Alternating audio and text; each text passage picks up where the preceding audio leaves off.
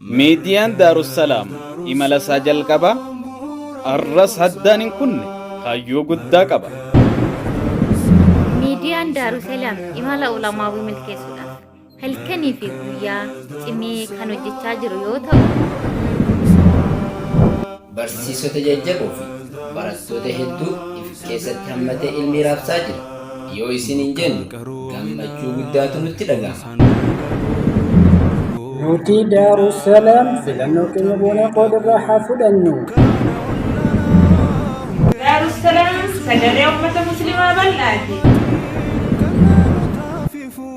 Daarussalaam filannoo kophee filannoo keessa yaa ta'u. Daarussalaam cinaa dhaabbachuun dirqama keenya haa baanu.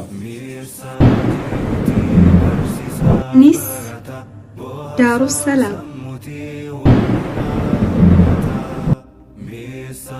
atis Daarussalaam.